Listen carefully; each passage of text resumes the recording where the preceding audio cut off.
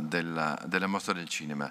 È un'occasione per farvi conoscere e incontrare di persona i giurati. Sono quasi tutti, ne manca uno in realtà, manca Michelangelo Frammartino, che come sapete è il presidente della giuria delle opere prime, per una ragione comprensibilissima. Ieri il suo film è stato distribuito commercialmente in Germania e quindi Michelangelo è andato a accompagnare questa importante uscita. Sta arrivando, è in viaggio, si raggiungerà fra pochissimo tempo e quindi sarà con noi a partire dal pomeriggio. Questo è il motivo per cui non siede qui al tavolo con noi con gli altri due presidenti delle altre due giurie, la giuria di Venezia 79 e la giuria del concorso di Orizzonti. Ci sono, come sapete, altre due giurie. Una è la giuria del concorso di realtà virtuale, che da questo anno ha preso il nome di Venice Immersive. La tecnologia della realtà virtuale è una tecnologia in continuo aggiornamento, trasformazione, alla ricerca di uno standard che ancora non c'è e quindi in una fase ancora sperimentale. Lo stesso nome che cambia con una discreta frequenza è il sintomo di questa tentativo di adeguarsi a uno strumento espressivo ancora in cerca di una identità definita e permanente. La giuria di Venice Immersive arriverà a Venezia soltanto domenica e rimarrà con noi per tutto il festival sino alla fine prevista per il 10 di novembre. C'è un'ultima giuria ed è la giuria composta dagli studenti, anzi dai neolaureati delle diversi corsi delle facoltà di storia e critica del cinema delle università italiane, che invitiamo ogni anno per giudicare i film che fanno parte della sezione Venezia Classici, che non comprende soltanto i film restaurati, quest'anno sono 18, ma anche una sezione competitiva riservata ai documentari sul cinema.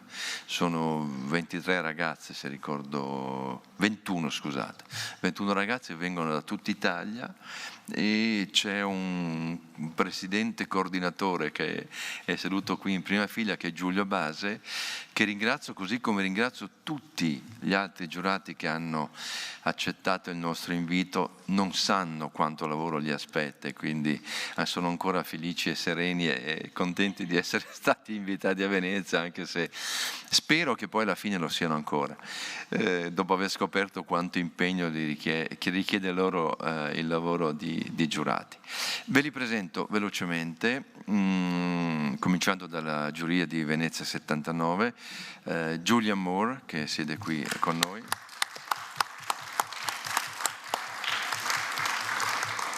Mariano Con, che conoscete perché è il regista di film argentini, almeno 3 che sono stati a Venezia nel corso degli anni.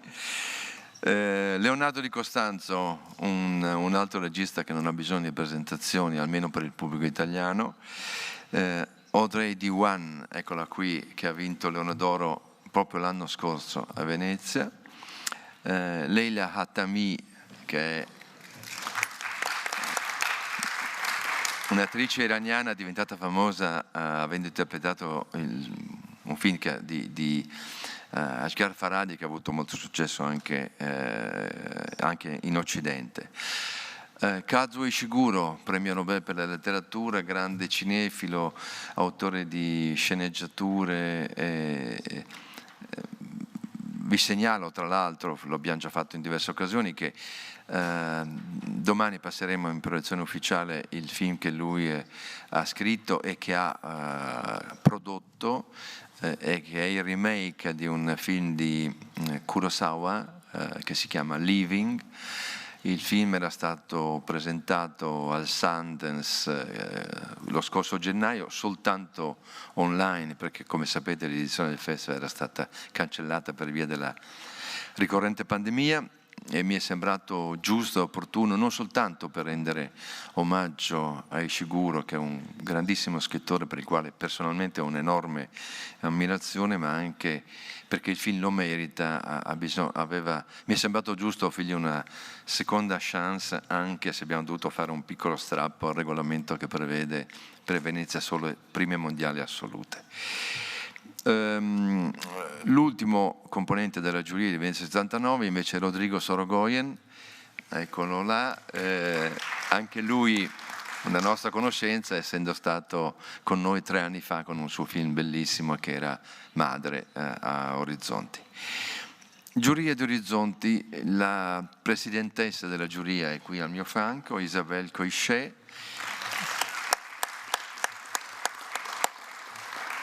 Laura Bispuri, che almeno per il pubblico italiano non ha bisogno di presentazioni, ma è stata a festival internazionali, quindi la conoscono un po' dappertutto. Antonio Campos da New York, che è seduto, eccolo là, in seconda fila.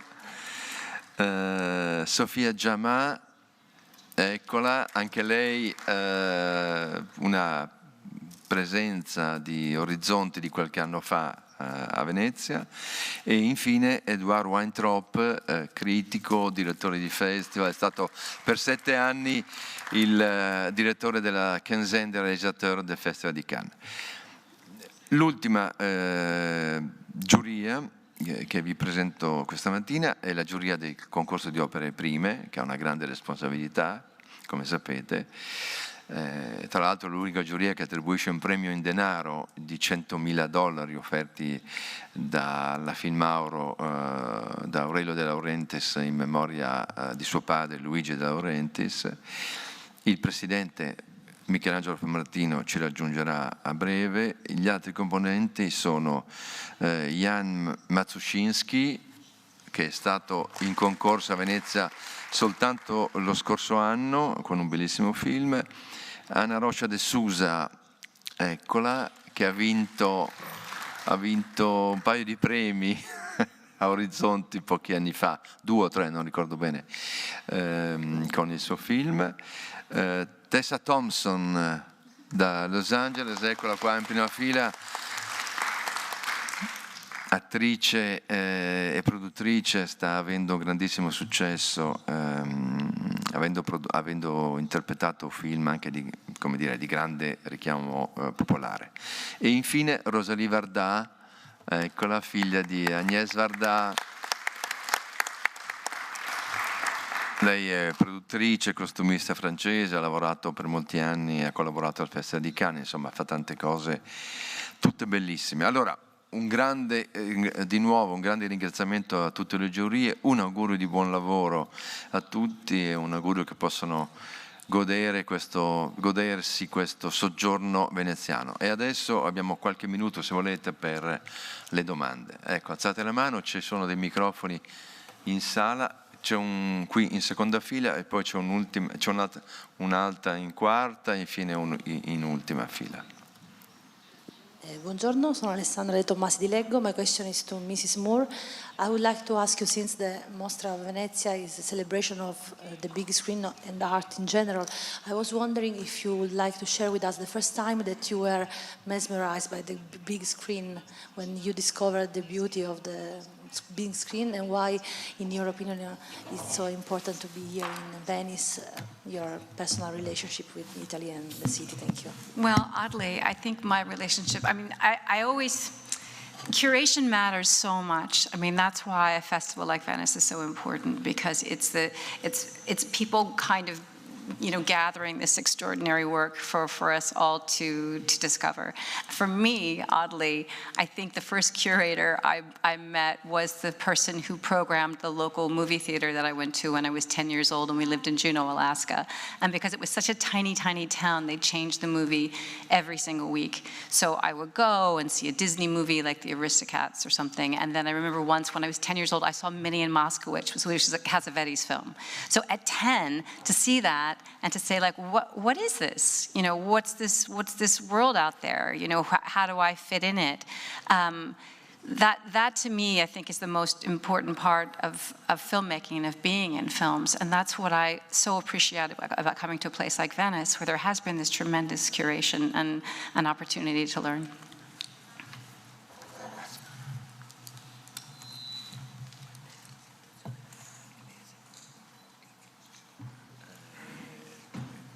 C'è la seconda domanda lì, in quarta fila.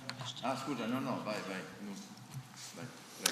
Morning, I'm David Martos from Spain, from Onda Cero Radio Network in Spain. I have a question in Spanish, hopefully for Isabel Cochet. Mi pregunta es, ¿cómo se enfrenta la tarea de juzgar películas de otros y otras cuando ha estado al otro lado de la barrera? Siempre ha estado en concursos, en festivales, siendo sus películas examinadas, ¿no? ¿Cómo se enfrenta la tarea de examinar la película de los demás? Gracias. ¿Contesto en español o en inglés? You know, I think more... Okay. I think more than an okay director, I'm a very good audience. So I love to watch films, and you know, this morning when we talk, one of the things I say is, listen, some people really like to talk after a film. Some people just like to remain silent. And the only thing is, you know, let's enjoy films. Let's not argue, because I've been in festivals where people really like kill each other, and there are much more important things in the world to kill for. And just, you know, enjoy being, you know, when I'm sitting there in an audience, I'm not a director. I'm the 5-year-old who was in a movie theater where my grandmother sell tickets, so that's my connection with movies. And I think that's a very good connection. Grazie. Allora, c'era lì. Grazie.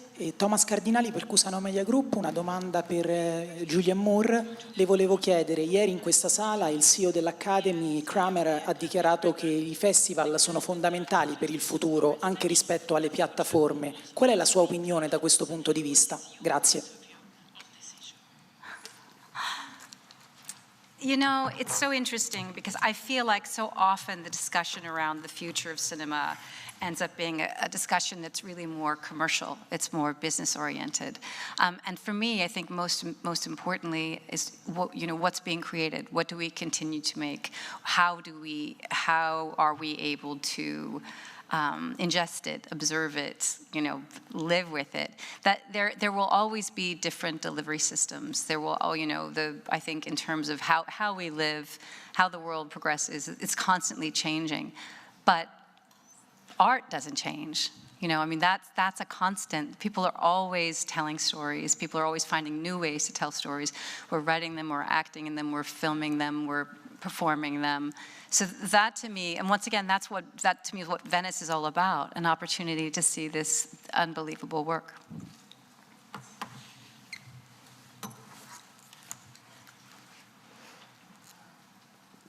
Hi, Helen Barlow from The Australian. Hi, Julianne. Hi. Lovely to see you. I've been speaking to you since the very beginning of your career, unbelievably. Yes. How does it feel for you to be the head of the jury? It's a big responsibility and in charge. And as a woman, it's great that Venice has, of course, a woman as the jury head. And how do you expect discussions to go? Are there any kind of rules and regulations you have to follow, or is it going to be very amicable? First of all, everybody has to dress alike. That's my rule. We're all going to wear the same thing.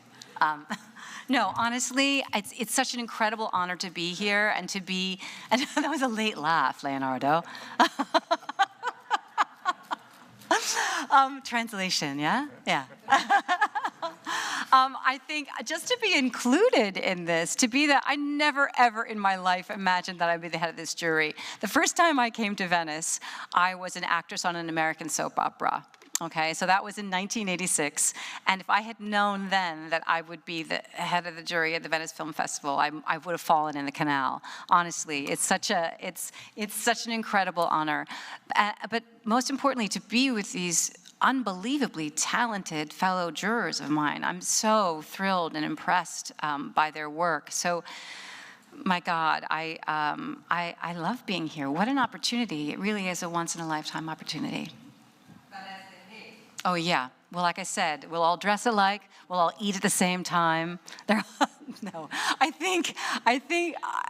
listen, it really is a collective. I don't know that there is. I feel that I'm particularly the head of anything. I'm a figurehead. Let's put it that way.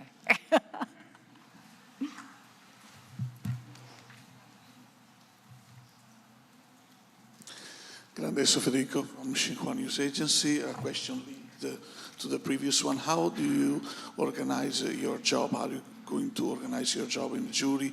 And how you think you will interact with the other members of the jury? Very similar question. If you could tell me something more. Thank you so much. Well, so far so good. We haven't been fighting at all, right, guys? Yeah. I think we're all equally excited to be here, you know, and anxious to see the films. I'm very excited to get started. We see our first film tomorrow morning, or well, actually tonight, and then we start again at 9 a.m. tomorrow morning. So I think we're all pretty much in accord. We'll have several meetings. We'll discuss the films. We received all the rules of the prizes this morning, and it's a great honor to be with everyone and to spend time with them. I don't know what we're going to do. This is my first time. Altre domande? Sì, guarda. Certo. Buongiorno, Alda Vanzan, Gazzettino. Una domanda ai vertici della Biennale. Domani è un altro giorno di prenotazione nelle sale, nelle conferenze stampa. Se il sistema, la piattaforma ha risolto i disguidi che abbiamo vissuto da domenica. Se avessimo una palla di vetro per prevedere il futuro potremmo rispondere a questa domanda, non ce l'abbiamo. No, guardate, allora, il problema è che la piattaforma funziona, ha un collo di bottiglia all'inizio perché se tutti si collegano contemporaneamente alle 7 del mattino va in crash. Dopodiché, dopo qualche tempo, che speriamo di ridurre al minimo, la piattaforma riparte, si riapre, poi tutti possono prenotare tranquillamente, come è successo peraltro ieri dalle 8:30 in poi. Nessuno ha avuto più problemi per prenotare i posti ci sono, le lamentele si sono interrotte, segno che tutti sono riusciti a prenotare i film che volevano. Alcuni film nelle sale più piccole sono già esauriti perché c'è stata una forte richiesta per alcuni titoli. Per tutte le altre produzioni stampa nelle grandi sale, Sala d'Arsena, Sala Perla eccetera, i posti sono ancora disponibili, quindi non vedo una grandissima criticità, non vedo grandi preoccupazioni all'orizzonte. Insomma, mi sembra che dopo un inizio difficile però tutto si stia normalizzando. L'anno scorso è stato forse addirittura un po' peggio perché la criticità è durata più a lungo, abbiamo dovuto aspettare il weekend prima di normalizzare il sistema di prenotazione. Quest'anno siamo al primo giorno di festival e insomma le cose mi sembrano già avviate verso una normalità. Ci auguriamoci che sia così. Buongiorno, Marco Consoli. Io volevo chiedere alle due presentesse se dopo tanti anni, spogliandosi un po' del proprio ruolo, diciamo, di professioniste nel cinema, hanno capito cos'è che a loro piace in un film. È la storia, sono i personaggi, è un genere. Se avete capito che genere di film, che tipo di film vi piacciono, vi emozionano o considerate un capolavoro. Grazie. For both of you.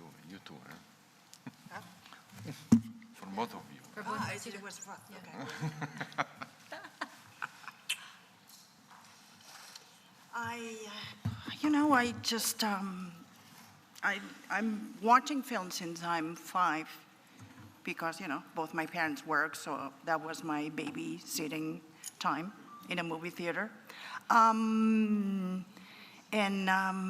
just try to. Today, this morning, we're talking about, how the political elements of a film, how the information we have about the film, about the situation of filmmaker in a special country, in a special political moment, how how that will affect our opinion. Everything affects your opinion. Your gender, your situation, your experience, you know, it cannot be, but that's a good thing because we are very different people, at least in all juries. We come from different worlds, and I think that's what's rich, and that's what's stimulating for all of us, and that's what makes prizes, in a way, fair. Well, I don't think justice really exists in the world, but in a way, I think the fact, you know, we come from these different, you know, class, gender, places, all these backpack of things you bring to the jury, you bring to the table.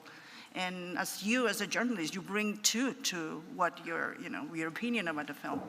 And we are just 5, so it will be 3-2. If 3 win, that's the film he wins. Easy. I love that you said that, Isabel. That's great. I was just talking to Audrey about watching movies and what I look for and what I look for as an actor and what I look for as an audience member, and I find it completely and immeasurably gratifying to watch films in other languages because it allows me to really look at behavior. I think so often, as Isabel was saying, we are cultured, we are gendered, we bring all this baggage everywhere we go. So to be in a situation where you're watching films from all over the world and to just be looking at human beings and what their situation is just makes you feel so, I don't know, it's inspiring and exciting and makes you feel closer to everybody as a whole. So I'd say that just in terms of the films that I like watching, I realize at the end of the day, I'm always looking at behavior. I'm looking at what is the most human and what is the most identifiable and what makes my heart beat faster. Altre domande o possiamo chiudere qui? Sì.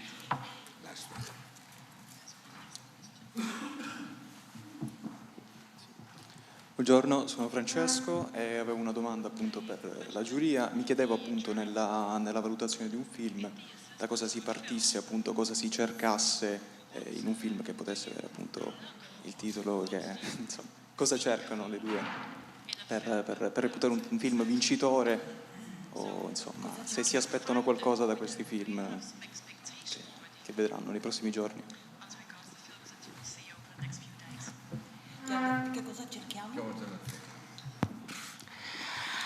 You know, I'm one of those person who goes, you know, I'm going the subway and I always think, you know, in the next subway in an opposite direction, something different is going to take my attention. I'm always like hungry for surprises, and you know, as the French says, it's a coup de cœur.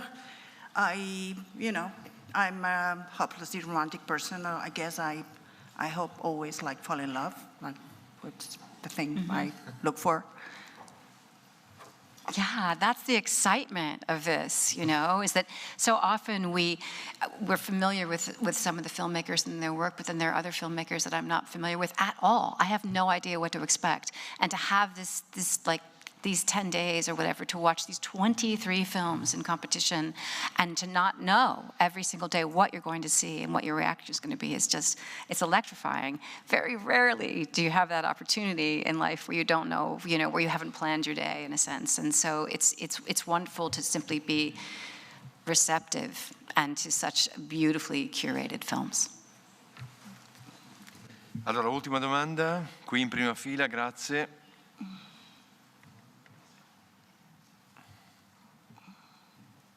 Hi there, Ben Dalton from Screen International.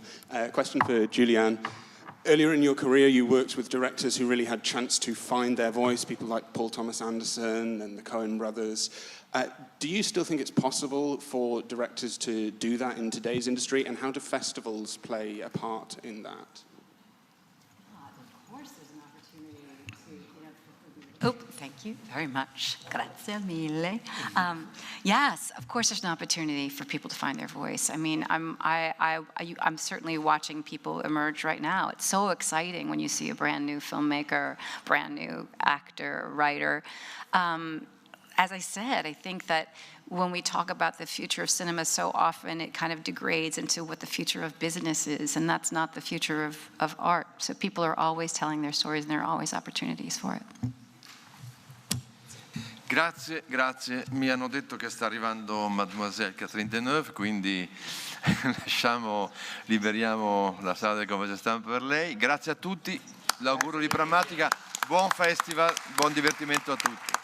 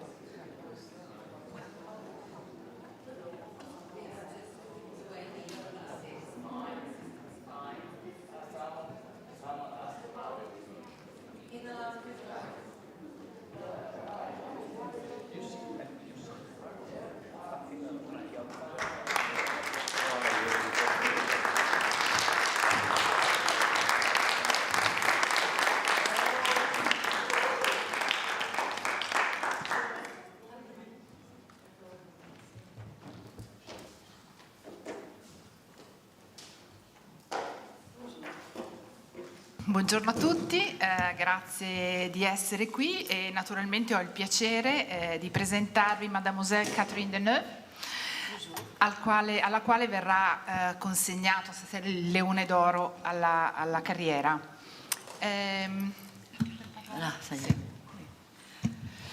Allora, in attesa delle vostre domande, io intanto le do il benvenuto e ricordo anche che l'ultima volta che abbiamo avuto il piacere di incontrarla è stata nel 2019 con Le Verità di Lokaz Koreda che apriva il festival e ricorderemo anche invece la prima volta che era qui ospite a Venezia, però prima di entrare proprio nel merito della sua carriera, del suo straordinario percorso artistico, è impossibile non notare la bandiera ucraina che lei ha sulla camicia e ci vuole... non si vede? Qui. Che? Ok, lei ha deciso di indossare, di manifestare. Non ho deciso niente di speciale, ho voluto portarlo ma neanche ne parlare, volevo avere questo. Averlo. Oggi per l'Ucraina sì, però non era per parlare di niente, basta. Va bene. Allora, volevo cominciare proprio dalla prima volta che lei è venuta a Venezia con Bella di giorno di Buñuel, che è stato il Leone d'Oro nel 1967. Che ricordo ha di quell'esperienza? Che cosa è stata per lei questa esperienza a Venezia? Cosa le ha lasciato? Di che cosa mi chiede? Ho capito. Il suo rapporto con Venezia. Io rispondo per la press, mica ha fatto delle dichiarazioni così per... No, faccio risposta ai giornalisti. Sì, ma io volevo soltanto introdurre, poi naturalmente diamo la parola. Allora che voleva sapere? Volevo sapere com'è stata la sua prima volta a Venezia. La prima volta che sono Sì, con il film di Buñuel. Beh, sì, era ieri. Ma sì, mi ricordo molto bene, era un momento molto bello, molto importante, poi avere il premio del Lion d'Or per Belle de Jour. Noi era fatto che Venezia è stata un festival molto importante per me, alcune volte, differente. Allora, cominciamo con le domande dalla platea. C'è una domanda lì. Il microfono. Hello, hi Catherine, it's Stephen Schaefer from the Boston Herald. When you look back at a career, it all looks so orderly and easy. From your point of view, with this extraordinary work for 60 years now, how does it look, looking back? Was it an easy career to make your choices? Was there a defining moment when you felt like everything changed and you had a sense of direction about what you were going to do the rest of your life?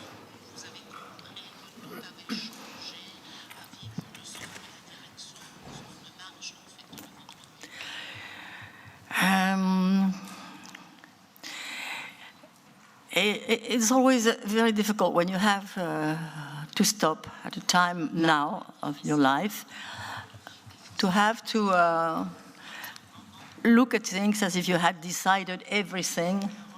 It was a decision taken with thinking of the future, but it's never like that. Because, you know,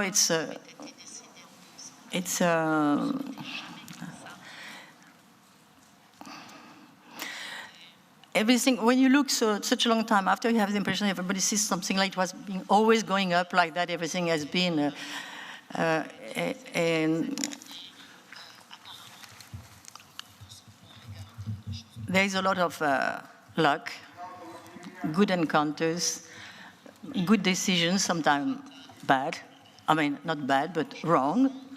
And after so many years, yes, you have a sort of thing to look at, a list of things, and you hope to think that it's been right most of the time. And not everybody belongs to the actors, you know, because we are only a part, you know, of a film. Because sometimes you take good decisions, but the result is not what was supposed to be, because for a lot of exterior reasons, you know, arrive. So it's better to tell actors that they have to remember that it's not always your decision, what you did, that it belonged. C'est beaucoup trop fort tout ça, c'est très énervant. C'è una domanda lì in fondo e poi qui davanti. C'est trop fort ça, it's too strong. Bonjour, Massimo Mazzetto. Sorry? Bonjour, Massimo Mazzetto, j'ai une question. Pour vous, quelle est la partie plus difficile quand vous devez faire un film, vous devez interpréter un rôle? Comment vous travaillez? Quel est votre système? Ce qu'il y a de plus difficile? Oui. Quelles sont les difficultés majeures dans...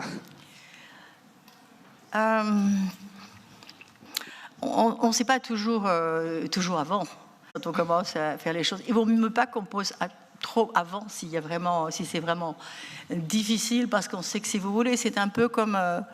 je pense que c'est comme vous marchez longtemps dans la montagne que vous avez décidé de choisir. Tous les moments ne sont pas faciles, donc des moments on s'arrête un peu et puis on reprend, on repart. Il y a beaucoup d'incertitudes. Et heureusement d'ailleurs qu'on ne sait pas tout avant, hein. C'est quand même mieux. Prego. Hello, I'm David Martos from Spain, on the Theta Radio Network in Spain. My question is, Ms. Neuve, how would you define a good director? How do you what? How do you define a good director? How a good director is a good director? to you? Yeah, how would you define it? Sometimes you realize afterwards, you know, that you think it's a good director, but when you work with a good director, you know you've seen or you've read or you have seen films before. But when you work for someone for the first time, that's more difficult. So you have to really something you imagine, and it's to imagine because of what you've read, the way they talk about it, and then surprises, you know, so it's a lot of different things. Je peux pas, c'est trop fort, ce truc-là, c'est très gênant. So you don't know everything, you know. But a good director is sometimes something that you have the chance to work for the first time with someone who is going to be a great director. C'est beaucoup trop fort ce son, c'est très gênant ça. C'est beaucoup. Excuse me. C'est beaucoup trop fort. Ah, ben voilà, d'accord. Gilles Desleroux de l'AFP. Bonjour madame. Bonjour pardon, ah oui, pardon. Oui, bonjour. Voilà. Alors, le Lion d'Or que vous allez recevoir ce soir, c'est un honneur un peu à double tranchant parce que c'est plutôt tourné vers le passé, ça vient récompenser une carrière, mais c'est apparemment, je ne pense pas que ce soit dans votre tempérament de vous tourner vers le passé. Justement, vous l'envisagez comment, ce Lion d'Honneur, pour continuer ou justement une occasion de vous tourner vers votre carrière et de continuer d'aller de l'avant. C'est vrai que souvent, quand on vous rend un hommage, déjà, on fait un film qui a été monté avec beaucoup d'images. Des fois, je me dis, oh là là, mon Dieu, mais c'est si loin. Ah, mais oui, il y a ça aussi. C'est vrai qu'on se rend compte, je veux dire, c'est vrai qu'on ne regarde pas en arrière parce que, je veux dire, franchement, c'est pas un refus, c'est qu'on n'a pas vraiment le temps et ça ne fait pas partie de la vie, c'est surtout ça. Mais oui, d'ailleurs, vous me disiez quoi, la question, c'était ?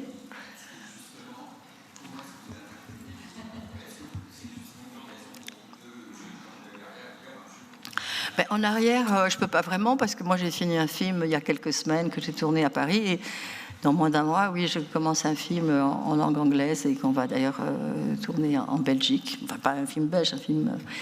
mais on va tourner en Belgique, voilà, dans moins d'un mois. Donc voilà, c'est ça la réalité du présent.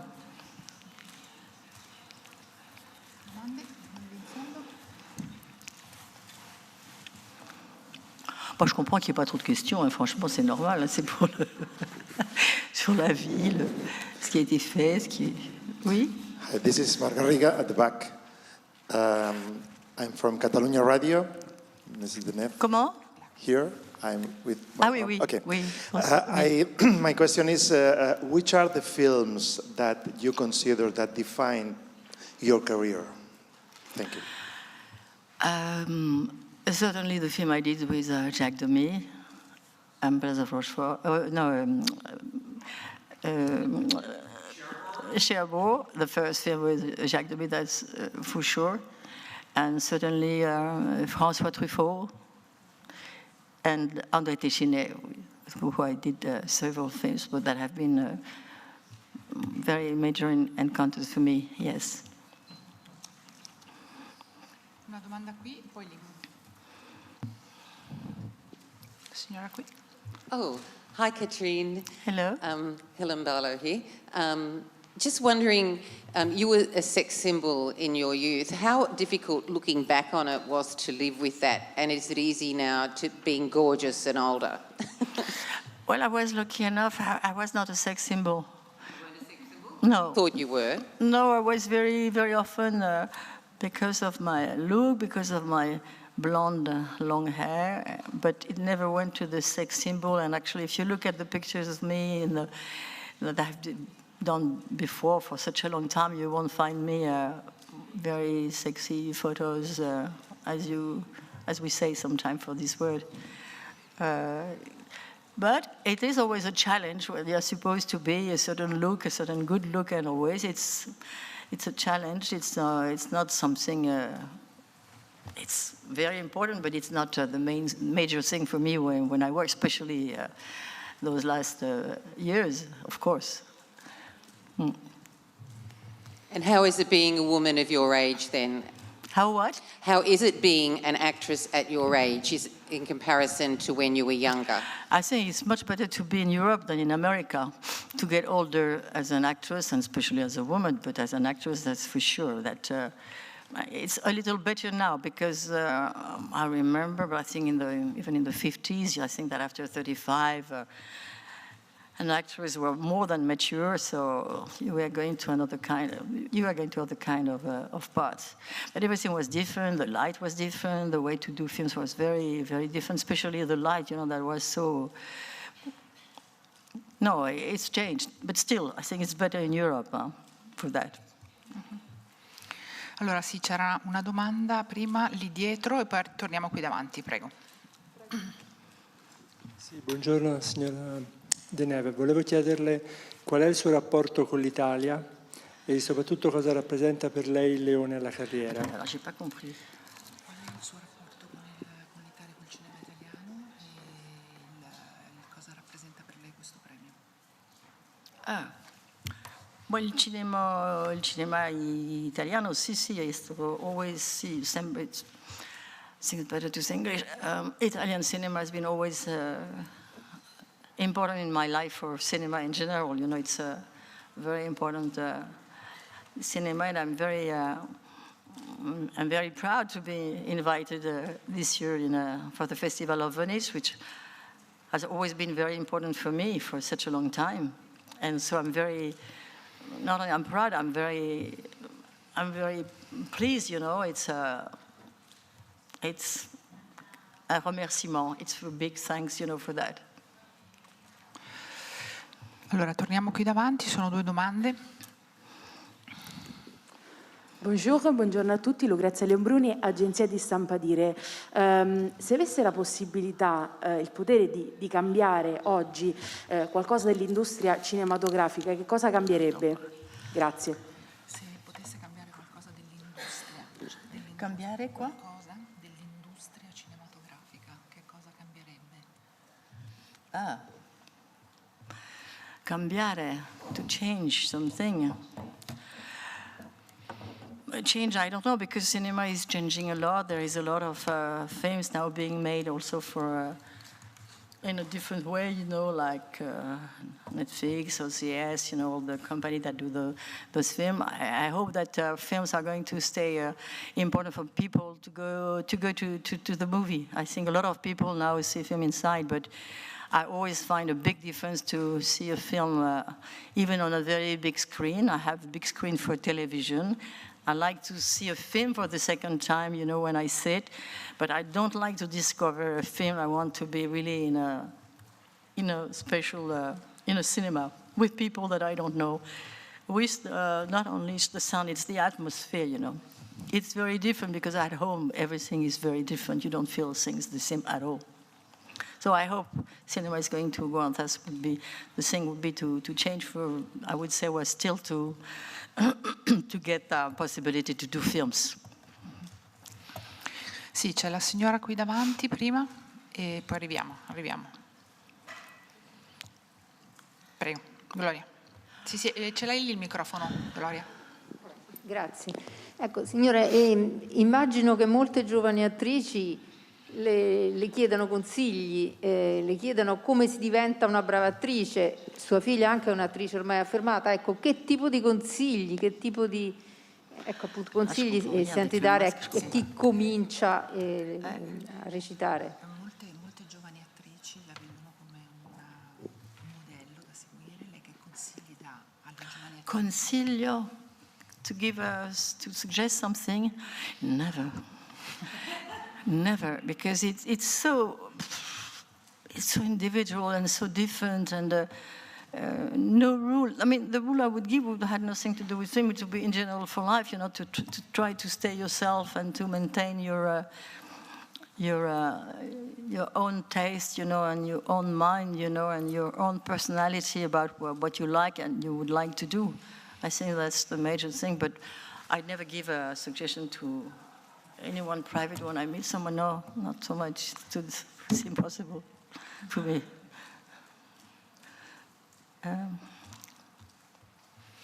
La signora lì. Bonjour. Thank you very much, Madame DENEUVE, for showing the solidarity with Ukraine. You cannot believe it, but it's very important for the Ukrainian people. I was born and raised in Ukraine, and I know that. This is why I would like to ask you, the Ukrainian filmmakers have very difficult time right now to shoot movies, but maybe you're willing to participate and in a film, Ukrainian I film. don't think, you know, for us, very aware, like a lot of people. And that's why I wanted to have that today for the press conference. But I don't want to express myself at all because it's worse, and it's nothing really that I want to say, and nothing that I will say will be used in a different way, in a different... My mind and my spirit, every day, I wish them, frankly, every day.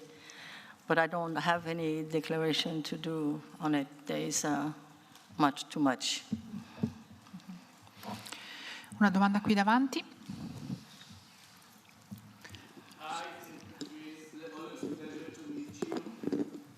Congratulations for the prize. Is it difficult to be an icon? And can you tell us about your new project, the one that you shoot and the one that you are going to shoot now? To shoot what? The two films that you've done. New project. The one well, I just finished a film not a long time ago. That will be released this year. What can you tell us about it? It's a film in a light and spiritual way on Jacques and Bernadette Chirac. That's the story about. In the English project? What? In the English project? The project I have? You're going to shoot in Belgium. Yeah, I'm going to do a film because it's going to be shot in Belgium. It could have been done in France. But it will be in English because it's a young American, two directors, a couple that will do this film. And it's quite, takes place in the country, most at all in a farm, you know, with ants. Non, comment on dit les poules? C'est ants? No, c'est with comment on dit les poules? Chickens, you know? Yes. And actually it's called Funny Birds. Mm-hmm. And is it difficult to be an icon? Am I what? To be icon. No, I'm not. No, that's a word that can be used, but it's not something I can answer to that, no. Allora abbiamo un'ultima domanda lì. Buongiorno, Marco Consoli. Io volevo chiederle, dopo tanti anni a fare l'attrice, qual è la parte del suo mestiere che le piace di più? E volevo chiedere se oggi è la stessa cosa che le piace quando ha iniziato. Grazie. Beh, quando ho cominciato non conosceva il cinema così, ho avuto la grande fortuna di lavorare con Jacques Demy, quando ero molto giovane, dunque è stato molto importante per me, perché darmi avevo fatto pochissimo film, e veramente una ragione maggiore di incontrare il cinema.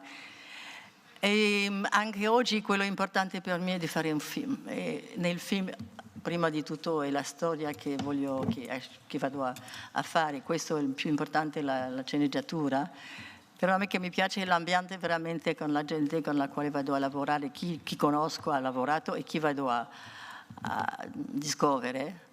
Io amo sempre il cinema molto, veramente molto, e io vado al cinema e io amo vedere film in cinema, è sempre rimasto. Anche oggi ho avuto dell'entusiasmo per dei film anche nuovi, può essere, sì. E questo, per fortuna per me, sì. Grazie. Era l'ultima domanda. Molte grazie, mademoiselle, molte grazie. Grazie a tutti. Grazie. Grazie.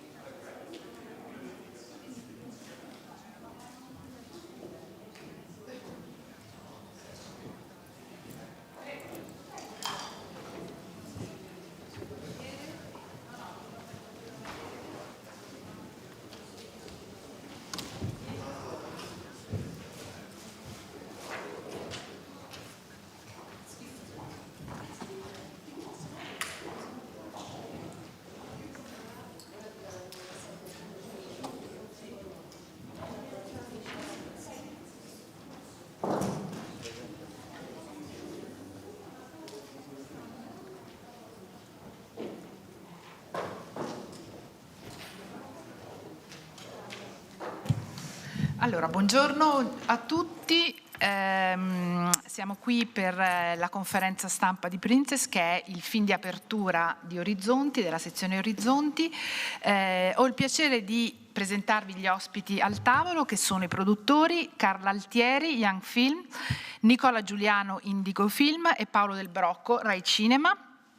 Abbiamo gli interpreti Maurizio Lombardi, Salvatore Striano, Lino Musella e Glory Kevin,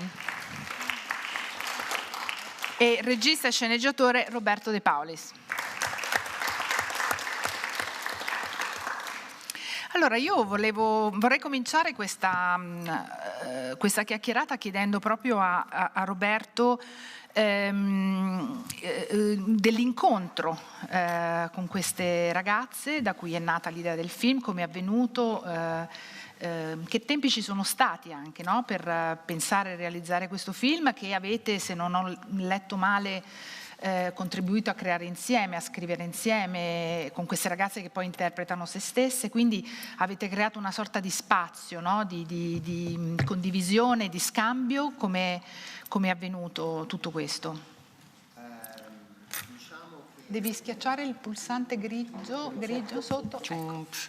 No, allora sì, esatto. Beh, all'inizio diciamo io ho seguito un pensiero che ho avuto di cercare di vedere se era possibile fare un film che non fosse unicamente su un immigrato, su un'immigrata, ma che potesse abbracciare il punto di vista di un immigrato o di un'immigrata, cioè capire se fosse stato possibile ribaltare un po' quello che accade di solito, no? Che fare magari dei film dal punto di vista nostro su di loro, e invece ho pensato che sarebbe stato bello tentare, interessante tentare di fare un film dal loro punto di vista, quindi ho cercato intanto con la ricerca di conoscere proprio in generale, diciamo, gli immigrati che incontravo per strada oppure nelle associazioni, eccetera eccetera, e poi mi sono imbattuto nel mondo della prostituzione. Sono andato con Carla in un posto dove dei rifugiati, degli immigrati passano al confine tra l'Italia e la Francia, sulle montagne, nella neve, e mi ricordo che ci raccontarono di una storia di una ragazza nigeriana che si chiamava Blessing, che era morta sulle montagne tentando di attraversare, e l'avevano scoperta dopo qualche giorno con il corpo congelato, eccetera.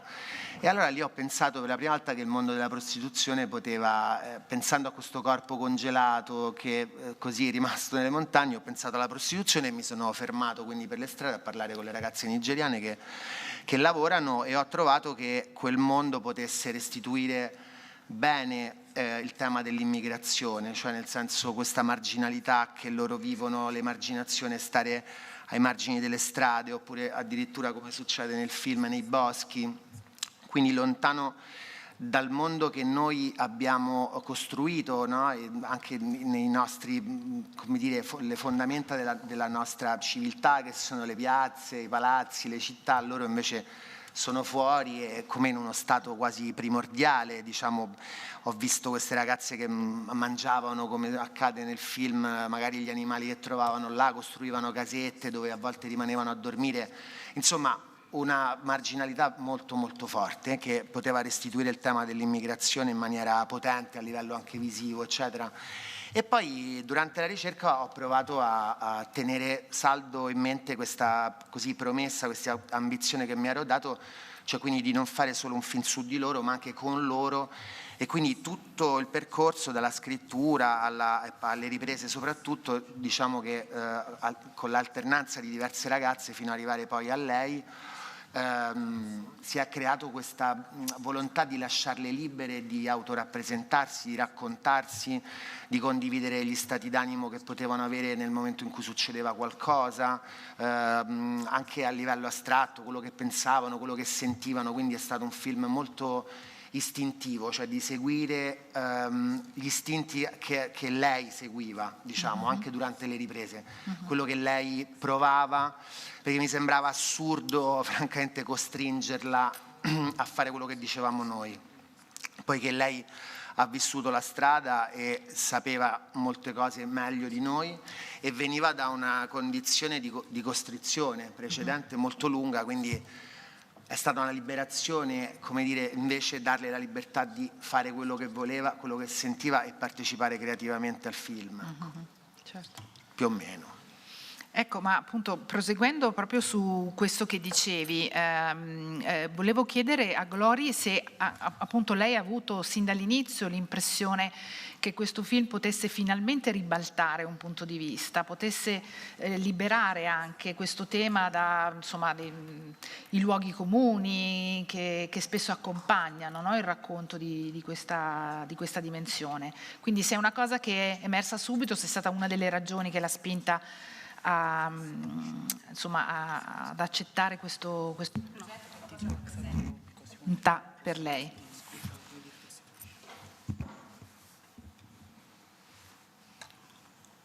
Yeah, so, okay. sì, io. Good morning, everyone. Buongiorno a tutti e a tutte. I'm the princess in the movie, and the character I play in the movie, they don't force me to do it. It's what I pass through. It's my experience in the street when I'm walking in the street. That is why I have the energy, the strength to be able to do it. Princess effettivamente sono io, è anche la mia storia e non è stato difficile interpretare il ruolo perché è effettivamente quello che ho vissuto anch'io. So she was also asking if you think that this movie is telling somehow the truth about what Nigerian girls experience in the street. And yeah, it's true.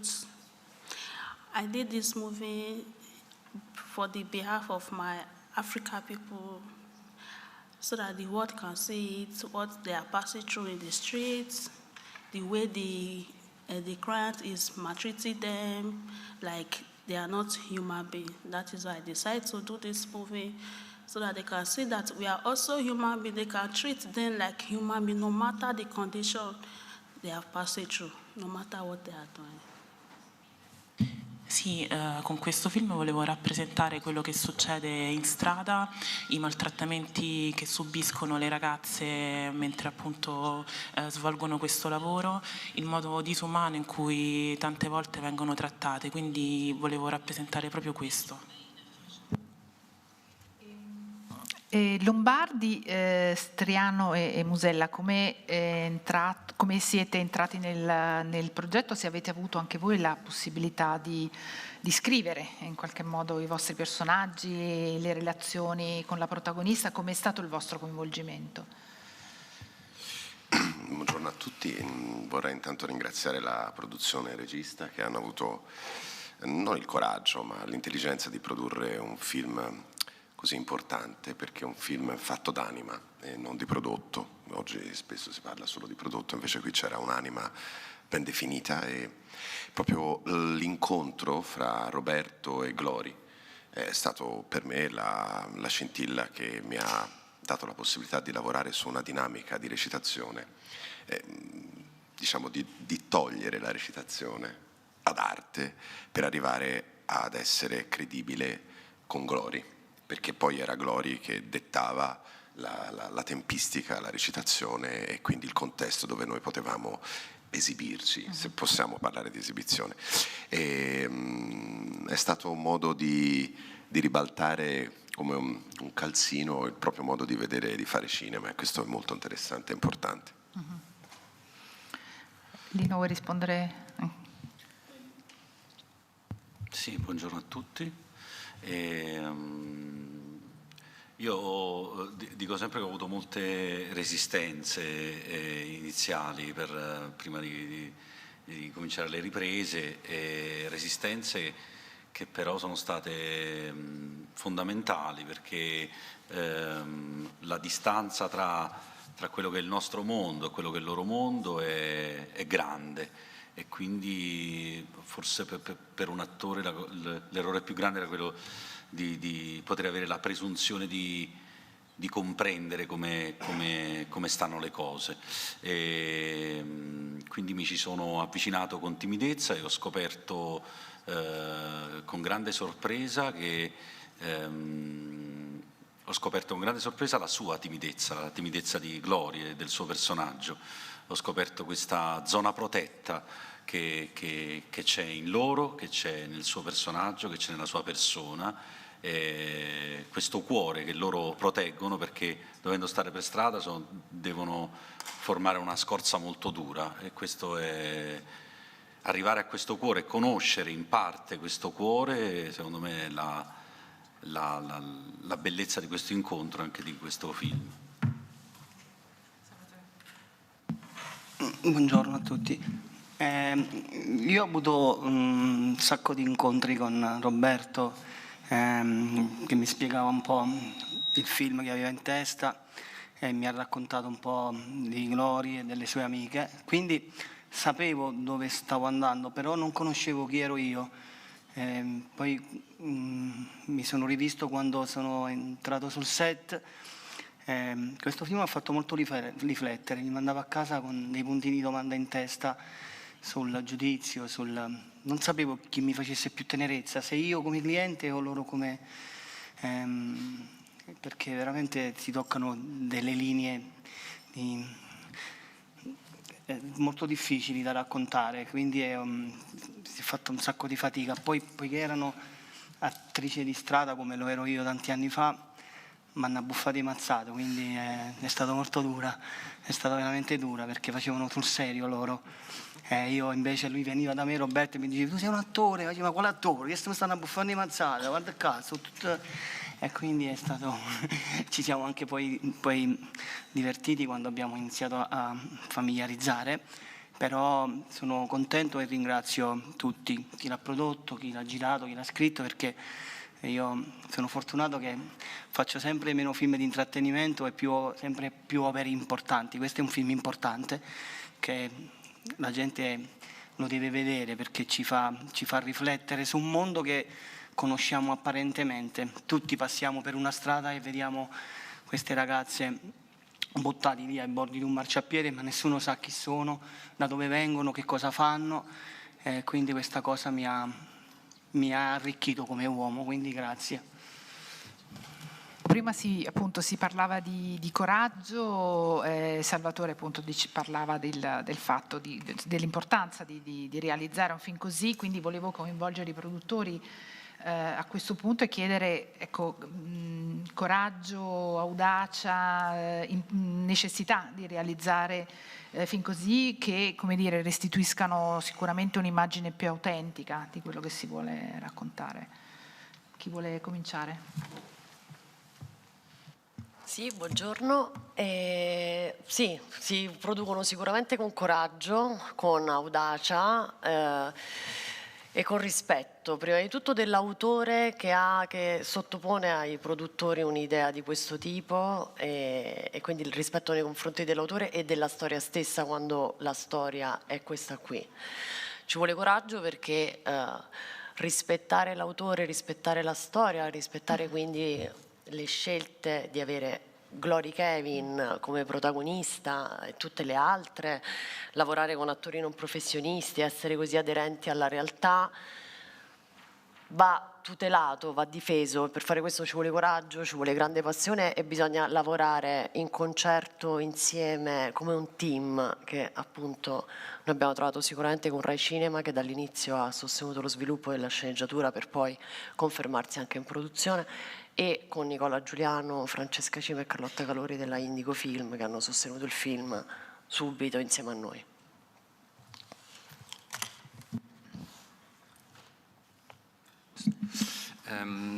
Sì, io appunto il processo, diciamo, creativo e produttivo era già avviato quando siamo arrivati noi, e io devo dire che la lettura della sceneggiatura mi ha folgorato, nel senso che io ho trovato una storia raccontata da dentro, in cui si percepiva in ogni riga il fatto che l'assenza di qualunque forma di giudizio fosse il faro che illuminava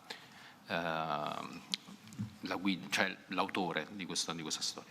Questa cosa mi ha molto colpito, mi ha fatto pensare a un film assolutamente, l'aggettivo necessario fa un po' ridere, devo dire, però quello che penso è, sto cominciando a pensare ai film che produciamo come semplicemente in una prospettiva, cioè film che possano restare nel tempo e film che svaniscono dopo un po'. E io ho sempre avuto la sensazione che questo film potesse restare, e dopo averlo visto ne sono ancora più convinto e sono molto orgoglioso di averlo fatto. Ma il cinema sicuramente deve avere coraggio, questa è una storia forte, e soprattutto che con un po' la cifra di Roberto, che a noi piace tantissimo, quindi di avere sempre uno sguardo su una realtà a volte cruda, ma comunque sempre con tenerezza e profondità. Abbiamo aderito con grande entusiasmo al suo secondo film, anche perché il primo ci era piaciuto tantissimo e quindi non avevamo motivo di dire no. Ha fatto una scelta, ripeto, sì, coraggiosa, ma è giusto che i registi, soprattutto i più giovani, quelli che lui ha l'opera seconda, anche se ha fatto anche altre cose, però abbiano questo coraggio. Sono d'accordo sul fatto che questo è uno di quei film che rimarrà nel tempo, e questo anche per noi, anche per il cinema, è un qualcosa di fondamentale.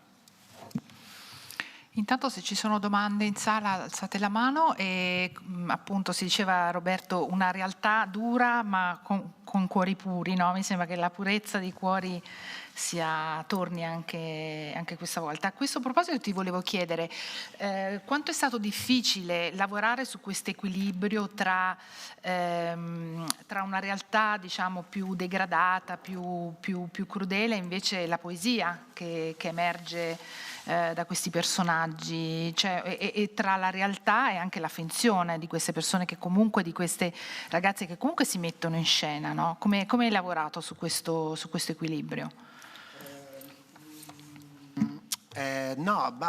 Diciamo, intanto c'era un luogo molto importante, che era questa foresta, che sicuramente era un contesto sia visivo che di significato abbastanza importante, diciamo. E poi il mondo della prostituzione anche si presta, credo, al racconto cinematografico, perché in fondo queste ragazze si mettono le parrucche, si truccano, si vestono, vanno in un certo senso in scena, adattandosi poi ad ogni cliente in maniera diversa, che è una cosa che ho visto fare a lei proprio mentre giravamo. Quando arrivava un cliente più vecchio, lei si metteva in una sorta di posizione un po' come da badante, da nipote, cercando di rassicurarlo.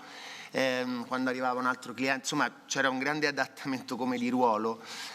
E poi ovviamente la possibilità di avere tanti personaggi diversi per raccontare anche la ripetizione, no? Che queste giornate tutte uguali, dove loro aspettano i clienti, abbiamo deciso di raccontarlo anche magari rischiando un po' da un punto di vista della drammaturgia, della linea narrativa, diciamo. Però la prima parte del film ci sono questo susseguirsi di clienti, e anche quello molto stimolante, perché tanti personaggi diversi, tanti caratteri da creare, tanto casting da fare anche nei non professionisti per vedere chi fossero veramente i clienti delle prostitute, come si comportavano. Molti sono stati scelti, poi hanno interpretato loro stessi nel film, e poi in ultima analisi avere questi 3 attori per me stupendi, che si sono prestati a questo gioco di diventare dei non professionisti mantenendo una professionalità incredibile, che hanno completato, diciamo, chiuso il cerchio.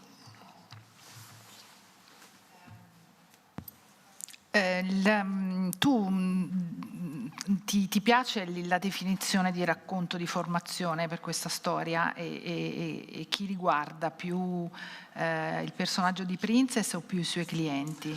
Ma il personaggio di Princess, nel senso che lei nel senso il personaggio, ma anche lei, come altre ragazze nigeriane, quello che mi ha raccontato lei anche in un certo senso è come se si potesse applicare il racconto anche di noi europei che magari andiamo a studiare a Londra, non so come dire, da Roma partiamo e lei è partita perché aveva sentito parlare dell'Europa, cercava un futuro migliore, non so come dire, poi ovviamente le condizioni sono estremamente diverse, il viaggio, la detenzione in Libia, eccetera, eccetera, l'arrivo qua, la speranza di una vita migliore che poi si complica ovviamente il percorso perché qui è difficilissimo l'integrazione, la ricerca dei documenti, poi nel suo caso per esempio fare un film, riuscire ad ambientarsi, a trovare delle persone, no? dei rapporti umani, in effetti è un racconto di formazione, cioè lei è partita a 19 anni, adesso ne ha 25, ha trovato un posto nel mondo, ha fatto una bambina, è cresciuta,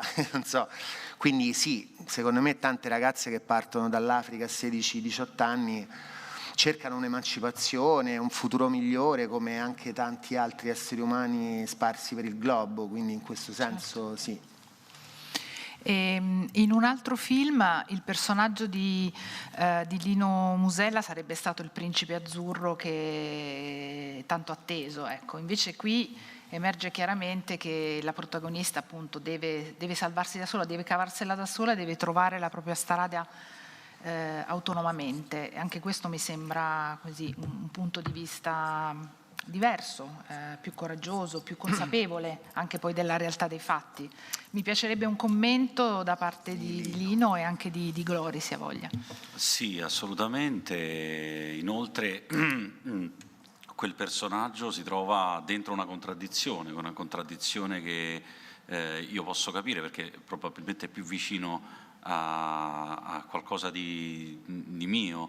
La contraddizione è quello di avere un istinto, diciamo, positivo, no? Non dico salvifico, ma comunque positivo, e però non avere tutti gli elementi per capire esattamente la situazione in cui si trova l'altra. Quindi è quello un po' il limite, e il nostro forse limite da occidentali rispetto a certe storie.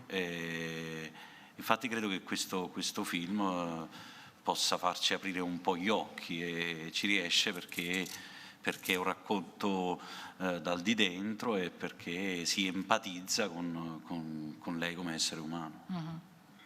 E Gloria voglia di dire qualcosa su questo? Se devo ripetere la domanda.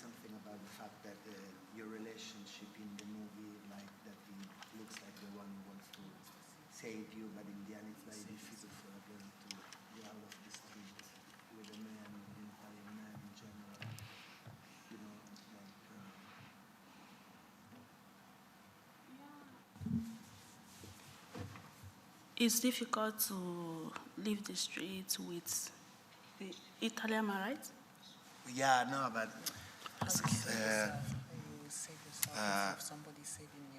it's difficult then to be saved by maybe an Italian man in the street. For Nigerian girls, it's more possible to save yourself through maybe. Yeah, it's difficult to save in Italian man. If you don't save yourself by yourself to leave the streets, it's your business. With Italian man, even though they are coming, there is someone beating you, killing you there, they don't even do anything, they will just pass. Instead for them to come and separate, they call the police to come and separate. But we Africans, we don't wait for that. Sometimes we decide to quit the streets because it's very dangerous. Some people are normal, some are not normal. There is people that, the one that is not normal, they are the one that's coming to the streets almost to come and carry gas. Yeah. What made me to stop the streets? There is one guy came to me after he finished having sex with me. He collects my phone, my money, and he also beats me. There is Italian man coming, he don't come and separate us, he just pass. Then, when I get home, I decide to quit the street. Sì, Sì, è molto difficile che un uomo italiano effettivamente possa salvare una ragazza da una situazione del genere. Bisogna in realtà trovare la forza in se stesse. Succede spesso che tante ragazze subiscono aggressioni e non ci sia nessuno che effettivamente possa, cioè che intervenga. Personalmente anche a me è successo di ricevere un'aggressione ed è stato quello che mi ha spinto a lasciare la strada. Quest'uomo italiano mi ha picchiata dopo che ha avuto un rapporto con me, mi ha picchiata, mi ha derubato e io in quel momento ho deciso che effettivamente avrei dovuto trovare un altro modo per proseguire la mia vita in Italia.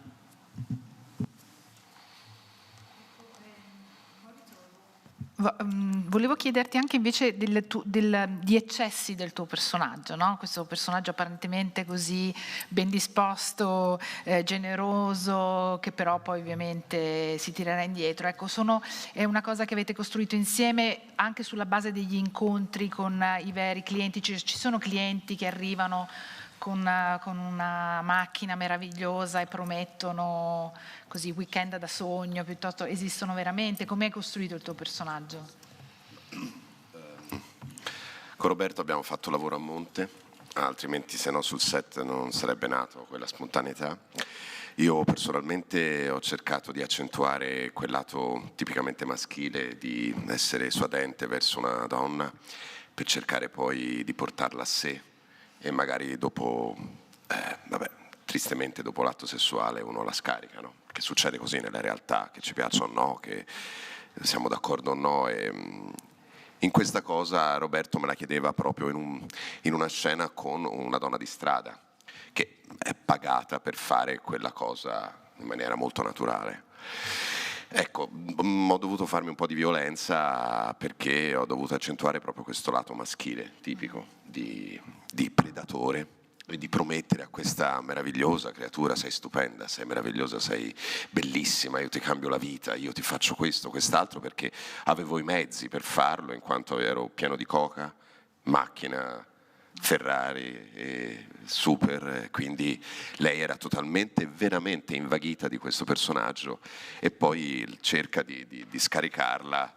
La cosa bella con Roberto è che ha tenuto i chuck così lunghi che da un lato erano molto molto stancanti. Io ho dovuto fumare non so quante sigarette per un chuck, sono tornato a casa un po' pieno di nicotina. Però proprio la lunghezza dei chuck ci ha permesso di trascendere e anche e soprattutto di perdersi in questa narrazione, in questa sorta di rintronamento post atto sessuale. E quindi niente, la violenza in me è stata solamente quella di accentuare dei lati che biologicamente nell'uomo purtroppo ci sono, ecco.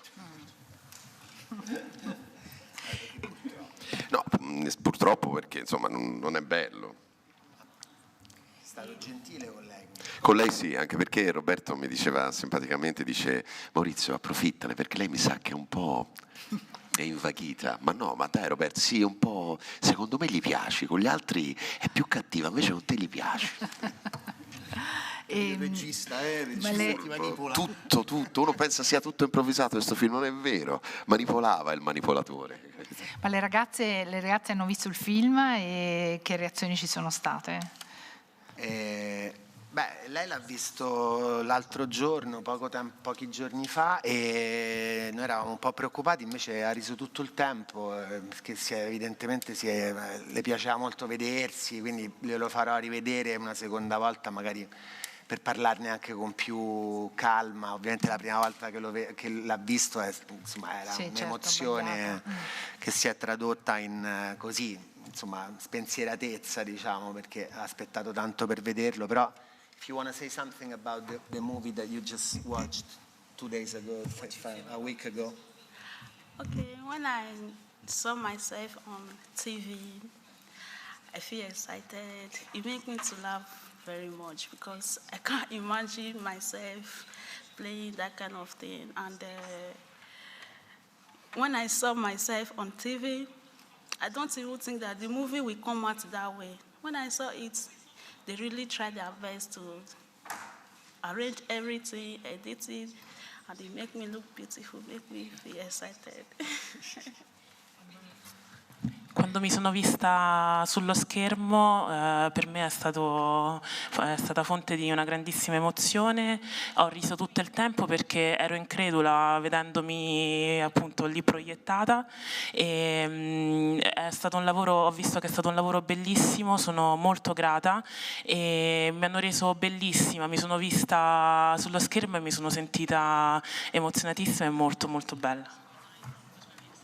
Allora, vi ricordo che il film verrà distribuito nelle sale da Lucky Red e dobbiamo fermarci qui. Grazie, molte grazie a tutti. Grazie.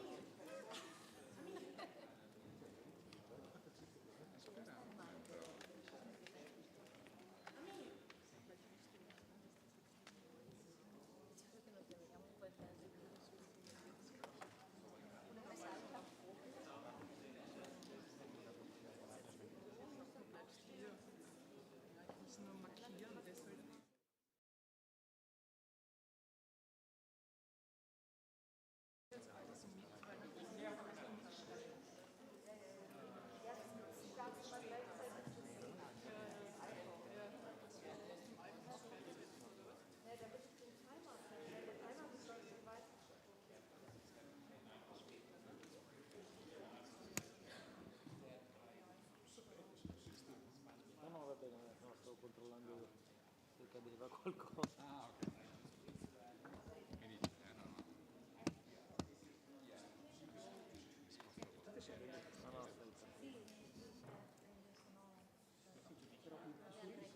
Per esempio, anche questi qua non vanno bene perché se la gente ha problemi di sicurezza.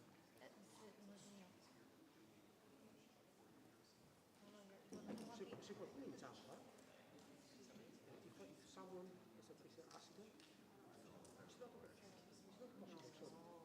It's not mine, first of all, and then I don't think, you know, we're used to work like this.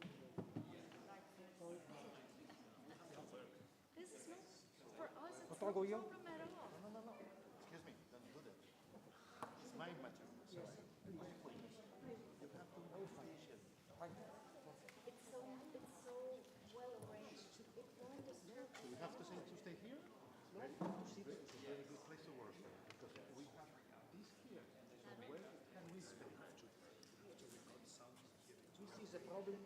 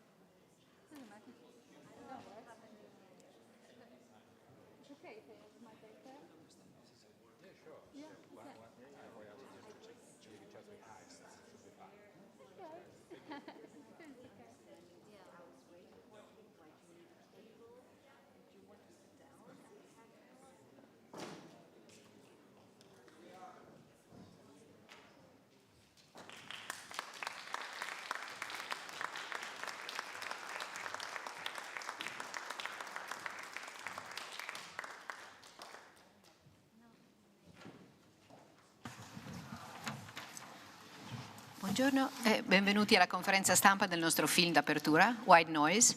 Prima di cominciare vi presento a partire dal tavolo a destra gli ospiti, cioè dalla destra del tavolo gli ospiti, il produttore David Heyman, la co-protagonista Greta Gerwig, il regista e sceneggiatore del film Noah Baumbach, il coprotagonista Adam Driver, il coprotagonista Don Cheadle e la coprotagonista Jodie Turner-Smith. Before I give it to you, I'm going to start with a question for Noah. Noah, when we saw the film, I was very impressed the way the world of your movies that we have come to know over these years blend wonderfully with DeLillo's larger universe. Can you talk about that passage? You said that DeLillo's language felt natural to you. Oh, there we go. It felt familiar, I would say. Yeah, when I was rereading it, which happened to by chance coincide with the pandemic happening. I both couldn't believe how relevant it felt and how it felt so much about the moment, but I also was struck by how I feel like whatever moment was going on, it would feel relevant to that. And at the same time, I started sort of feeling not only taking on his language, but finding my own voice within his language. It was something that felt very, that thing, familiar, I think is the right word. There's a question there. Scott. Hi. The microphone. How much you leaned into Don's book, but when I was watching the movie, I thought what was really an interesting theme was how we obtain information.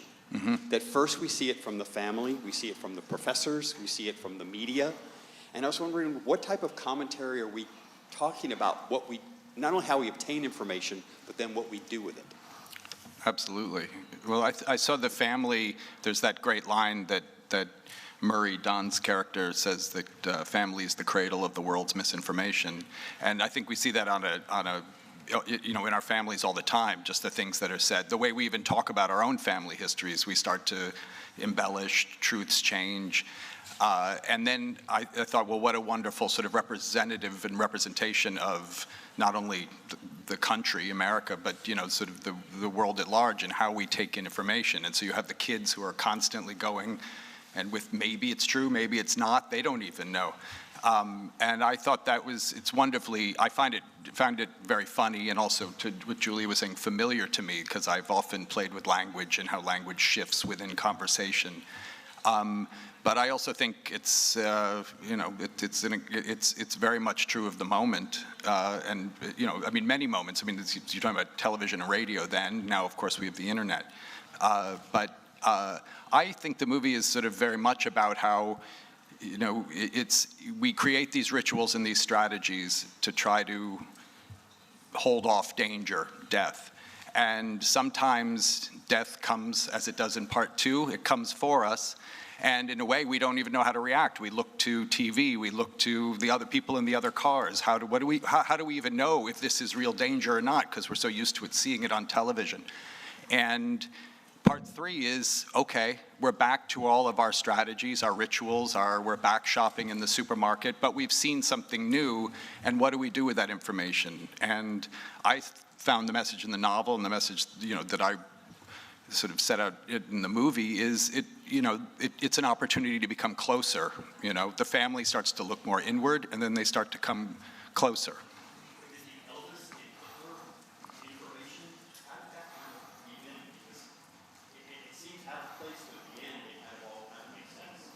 Well, I mean, DeLillo's novel is also a satire. It's a satire of academia as well as pop culture, and how academia has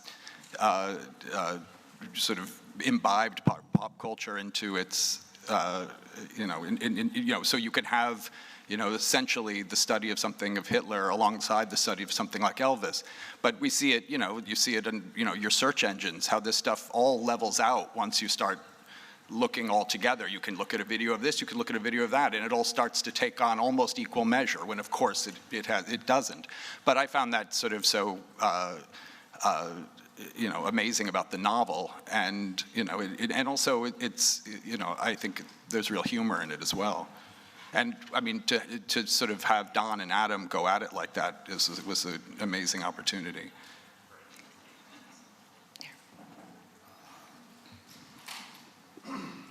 Hi, everybody. Congratulations, Stephen Schaefer here from the Boston Herald.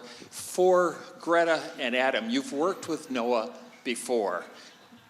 Would you say these are Baumbach characters you're playing, or are these DeLillo characters?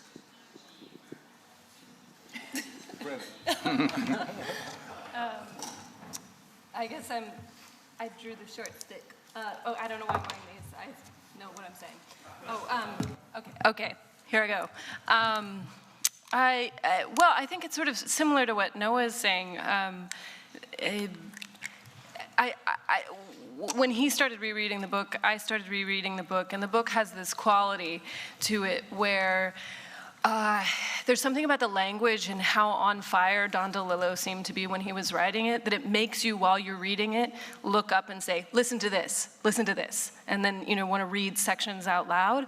So it already, to me, just inherently seemed to have this performative quality to it, like there was something that you wanted to share it with other people, because it seemed to be, you know, both emotional and intellectually exciting. And then in terms of the characters, who they became, we were lucky enough to have a long stretch of rehearsal before we started shooting.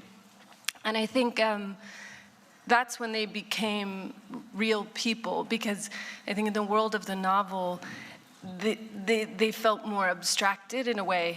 And then once you're embodying it and sort of in the rhythms of the dialogue and getting, you know, to act with someone like Adam, they just stopped being ideas, and that's when I guess they felt more like characters in a Baumbach movie. But they feel very intertwined. They feel close. They don't feel like separate things. And I think even from reading it, they just felt connected. Yeah, I would say the same. Not to just take your answer, but. I didn't really define it as one or the other. They're both similar, and obviously they're well written and they're very specific. And there was a lot of material in the book that was curated by Noah, and we rehearsed it how we usually work on when we work on movies together. It feels very theatrical, not in the way it's performed. Although this one, I would say there's moments of obviously big theatricality. But as Greta is saying, we have a lot of rehearsal. We're sitting around a table. We know the lines. It's very much the same process of a play just condensed into one day. You have the entire run of a play, a 4-month run, you know, condensed in a lot of takes on the day that you're doing it. So it felt like theater. And obviously the things that Noah picked out of it, that I wouldn't have picked out of it or you wouldn't have picked out of it, is what makes it, you know, feel like him. But obviously the style is different. It has a tone that is. There's a style to the movie that's new, so I wouldn't define it by any of them. You know, it's Noah's perspective on the book, and then Greta and Don and I and Jody and all the actors made our perspective on that, and then people watch it and have their perspective on our perspectives and Noah's perspective of Don DeLillo's book. And here we are. We have a question here. Hi, Mr. Mazzetto. I have a question for Noah Baumbach. We see in the movie that's a great relationship between sounds and images. How do you work on the soundtrack? Because it helps to construct the anxiety in certain moments. Yeah, absolutely. Well, that I saw in, you know, DeLillo's book is the way he takes language and, you know, the language of pop culture and turns it into not only description but dialogue. It's very literary. So I saw the opportunity to find cinematic analogs for that, and so we had, I thought, you know, of course we thought much about white noise and the sort of what you're paying attention to and what you're not paying attention to. So in many of the scenes, I mean, everybody was mic'd individually, and then we would also boom the whole scene. So you could get both the cacophonous sound of a scene, like the Boy Scout camp, and then you could go in and focus on the little pieces in, now I'm paying attention to that, or now I'm paying attention to this. And in some cases, I'm nudging you to pay attention to something more than something else. And in other cases, I'm letting you kind of just take on what you want to hear.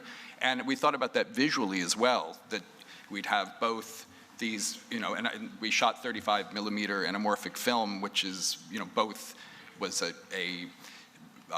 something that many of my favorite movies from the 80s were shot on. But what it also allows, because it's such a wide frame, and is you can also put things in the frame that you want people to, you know, if you do a close-up in anamorphic, it's a real close-up.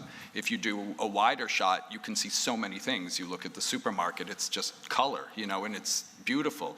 But if you come down and you focus and you get in there, you see these individual boxes and, I want to buy this, I want to buy this. But if you take a step back, it's overwhelming. And I thought about that a lot throughout the movie. You see it in the Boy Scout camp where you have a wide of the whole thing and you go all the way down, down, down, down, down, down, down, down, down, and it's just a pill, you know? And I was thinking of that all the time. It's both in this room, we have, you know, everybody, and then you could go and somebody's hand is something that's very important to them. And in a movie, you have all those opportunities to do all of that. And that's what was kind of a, you know, both visual and sort of sensational thing that I saw, the opportunity from the book. And it kind of answers your question again too, I think, of what, obviously because it has a style and it is literary, that doesn't necessarily mean that those scenes would be playable, you know, which you were saying. That was a big thing that we talked about. Will they actually play as scenes with subtext because the subtext we're stripping away?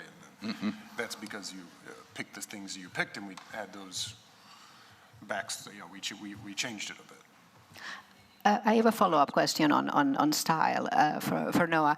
This film is the bigger film that you have directed. There is a lot of there is action, and as you said, the themes are very contemporary, but there is a vintage quality to it in its style. Can you talk a little bit about the relationship between with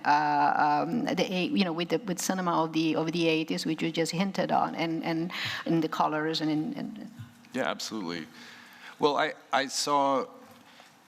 You know, the story is a story of American culture in a sense, and you know, being surrounded by American culture. And so I thought, well, you know, I was a child in the 80s. I was an adolescent, and it was a very formative time for me. For, you know, movies that I saw then was part of what sort of informed me and, you know, led me to want to do what I do. And so I also saw it as a story of American cinema. I mean, not just American cinema, but cinema, that because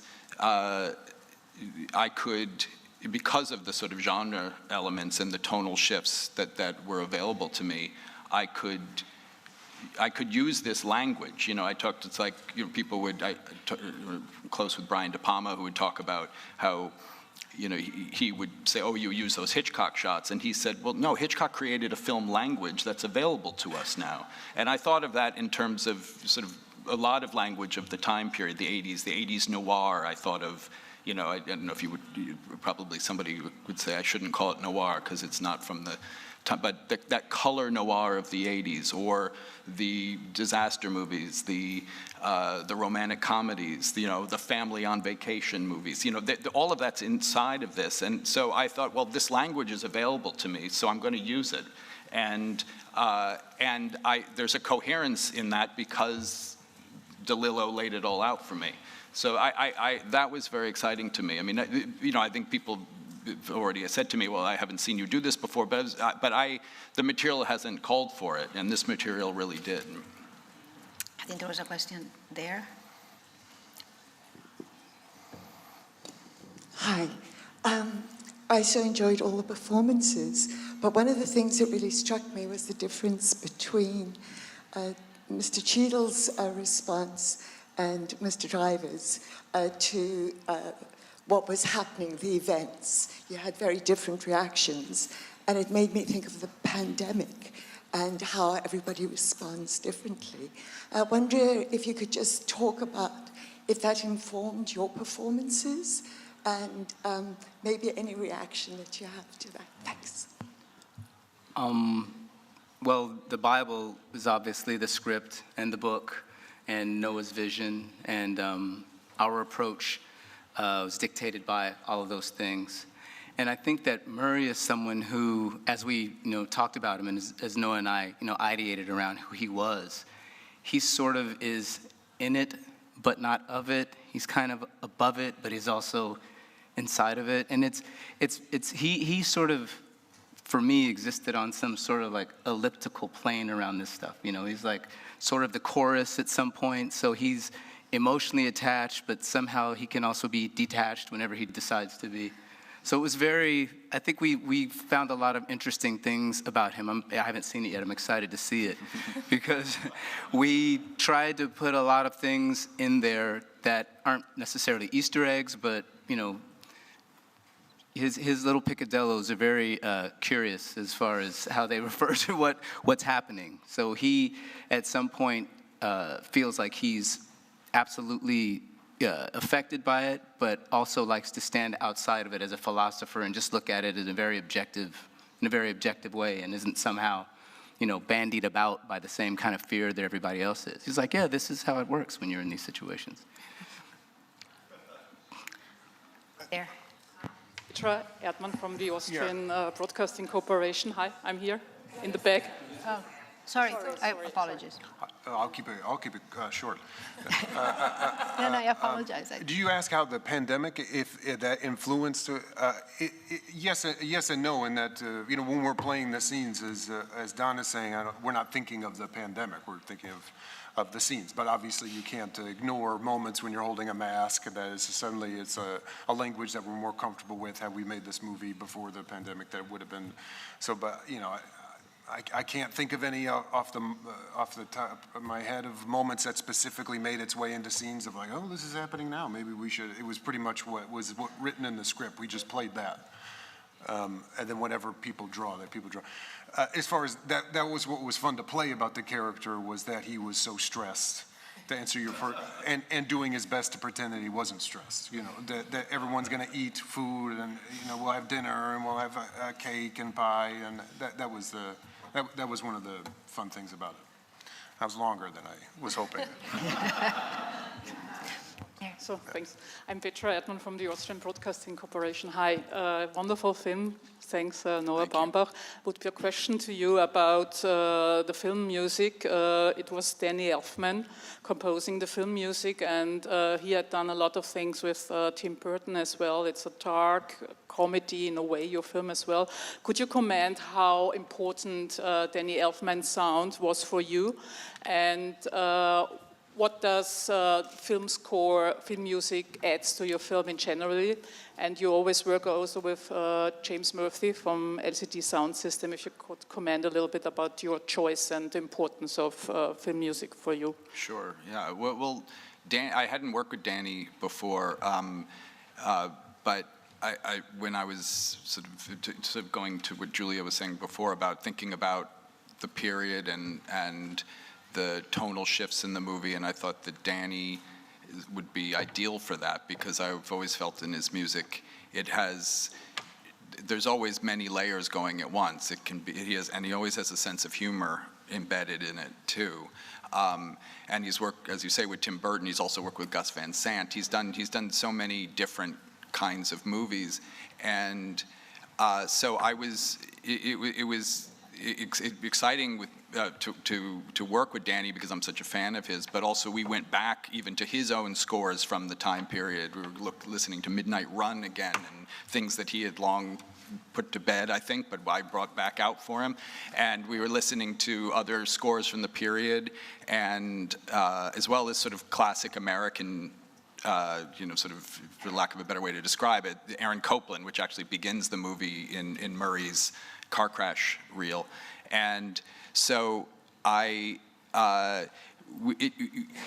was also, I have many things to say about it, but one thing we also were always thinking about, because the movie is about life and death, and how essentially, I think, we have to acknowledge they're the same, and that they exist together rather than two separate things. And so we thought a lot about contrasts in the movie, and the synthetic, the natural, and with music, of course, we go to the electronic and the orchestral. So we have both, an orchestra playing often in the movie in his score, with a electronic bed or accents throughout.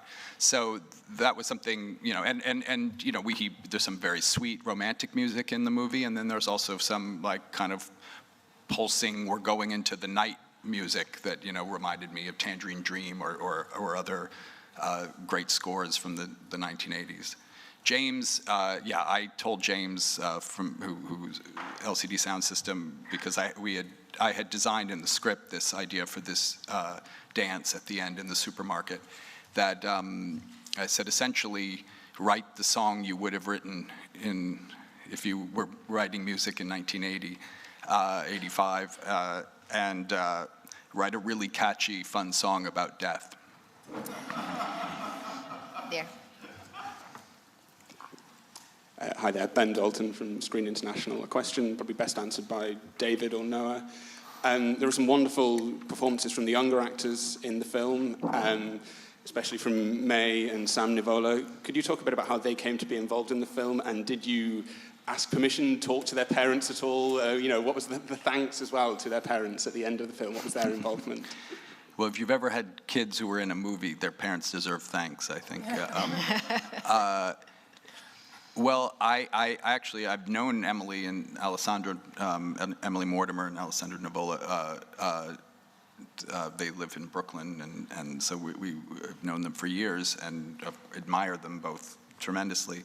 And I was just auditioning kids, as I've done in many movies, and a wonderful casting director, Doug Abel, and we went through many auditions and callbacks, and you know, we were in the pandemic, so a lot of it was on Zoom, and these two Nivola kids kept coming up to the surface and were just so wonderful, and they you know, and so they earned the part, and then of course I had to break it to their parents that, are you okay basically spending 6 months in Ohio?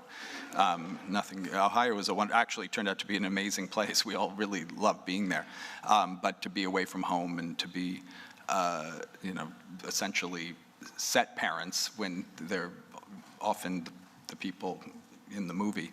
But they were amazing and so patient, and those kids are remarkable. I mean, Greta was, I mean, all the scenes in the car, and Raffi Cassidy, who plays Denise as well, they would essentially, between, you know, cut and action, the kids would just keep talking, and it would go from the dialogue in the script to their own dialogue, which would be sort of equally hard to follow, and I'd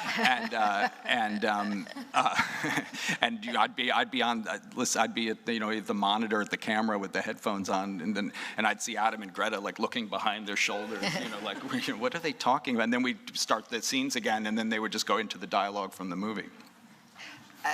I have a follow-up question on performances. The film is such a balanced act between satire and warmth. And you have to like these people. You can't think they're even if they're holding off disaster and pretending reality doesn't happen. How do you? And I started with Jodie. I was on my right. How do you find that balancing act as a performer without making it too too stylized and keep it, but a little ridiculous, but still understandable and likable?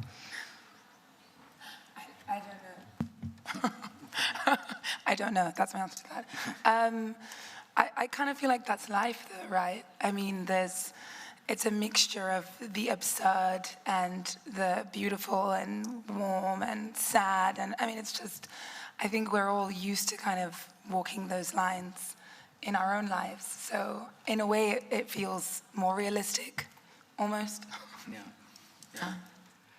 Well, I think it's, you always try to make sure you're not commenting on your character. You just want to play them as authentically and as truthfully as what's been laid out for you to play them, and look for all of those idiosyncratic things that, as Jodie says, we are all of those things if we're being honest, We are ridiculous and, can be thoughtful and can be thoughtless and all those things. And I think we just try to create a well-rounded human and not comment on it and not worry about if people like you or not. It's just sort of, this is authentically who this person is, and leave it up to everybody else to decide if they like them or not.